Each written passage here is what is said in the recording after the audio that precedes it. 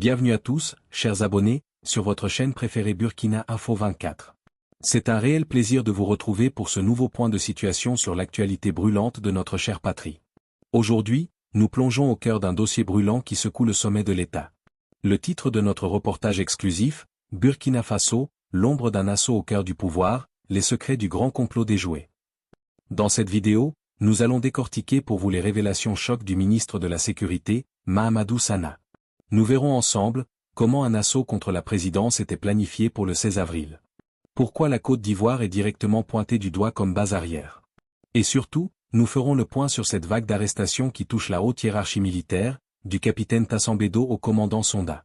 On vous explique tout en détail, avec des exemples concrets sur l'impact de ces tensions dans votre vie quotidienne.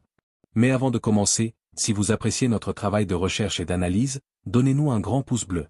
Signe pouce vers le haut, c'est le meilleur moyen de nous encourager. Et si ce n'est pas encore fait, abonnez-vous dès maintenant et activez la cloche de notification pour rester scotché et ne rien manquer des prochaines mises à jour de l'info. Vous êtes prêts? Alors, on commence tout de suite. Janvier 2026. L'onde de choc, le grand complot de la mi-avril. Le Burkina Faso a retenu son souffle ce lundi soir. Alors que les rues de Ouagadougou commençaient à s'apaiser après une journée de chaleur intense, l'écran de la télévision nationale, RTB, s'est figé sur le visage grave du ministre de la Sécurité, le commissaire divisionnaire Mahamadou Sana. L'annonce est tombée comme un coup près, un projet de « chaos total » a été déjoué. Ce n'était pas une simple rumeur de caserne, mais un plan détaillé visant à porter le fer au cœur même de l'État. Selon les services de renseignement, la date du mercredi 16 avril 2025 devait marquer un tournant sanglant pour le pays des hommes intègres. Le but ultime était de semer le chaos total par un assaut frontal sur la présidence du Faso, a déclaré le ministre, pointant du doigt une coordination entre soldats recrutés et soutiens extérieurs. Côte d'Ivoire, l'épicentre des soupçons. Pour les autorités de la transition, le mal vient de l'autre côté de la frontière. Le ministre Sana n'a pas mâché ses mots en désignant la Côte d'Ivoire comme la base arrière des cerveaux de cette déstabilisation. Parmi les noms cités, deux figures ressortent, le commandant Joanny Campaoré et le lieutenant Abdraman Bari. Ces officiers, aujourd'hui considérés comme des déserteurs, sont accusés de manipuler des réseaux depuis l'étranger pour renverser le capitaine Ibrahim Traoré. Pourquoi la Côte d'Ivoire? Dans les marchés de Ouagadougou, cette accusation alimente toutes les discussions. Les relations diplomatiques entre les deux voisins sont au point mort. Pour le citoyen lambda, cette tension est palpable. Le transport de marchandises et les mouvements de personnes entre Abidjan et Ouagadougou sont devenus des parcours du combattant, marqués par des contrôles de sécurité drastiques. Les familles divisées par la frontière vivent dans l'angoisse d'une rupture totale des liens. La « Grande Purge », une armée sous tension. L'annonce de ce complot s'accompagne d'une vague d'arrestations sans précédent au sein de la hiérarchie militaire. Ce n'est plus seulement une lutte contre le terrorisme dans les brousses, c'est une lutte interne pour la survie du régime. Le mystère de l'état-major, mercredi dernier, l'arrestation du capitaine Élisée Tassambedo a frappé les esprits.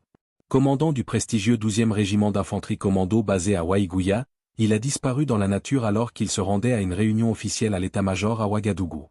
Des visages connus derrière les barreaux, le commandant Ouedraogo Frédéric et une dizaine d'autres officiers ont rejoint la liste des détenus, où figure déjà l'ancien chef de la gendarmerie, Évrard Sonda. Le quotidien des soldats, sur le terrain, cette situation crée un climat de méfiance. Un soldat déployé au front, sous couvert d'anonymat, nous confie, on ne sait plus qui est qui. On se bat contre les groupes armés terroristes, mais on surveille aussi nos arrières.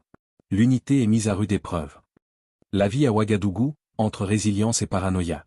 Comment vit-on dans une capitale où l'on annonce des coups d'État et des assauts imminents? Le prix de la sécurité, les checkpoints se sont multipliés. À la tombée de la nuit, les patrouilles des VDP, volontaires pour la défense de la patrie, et des forces spéciales sont omniprésentes.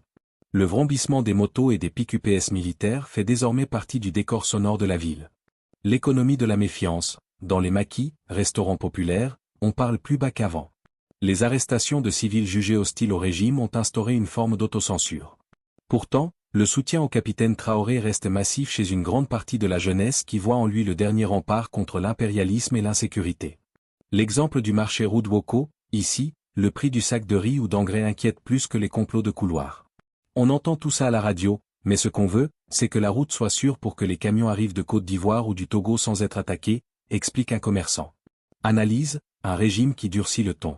Depuis son arrivée au pouvoir en septembre 2022, le capitaine Ibrahim Traoré a fait de la souveraineté sa priorité absolue. Mais ce « grand complot » révèle une fragilité persistante. En multipliant les arrestations préventives, la junte cherche à verrouiller le système pour éviter tout effet de surprise. Le risque, soulignent certains analystes, est celui d'un isolement croissant.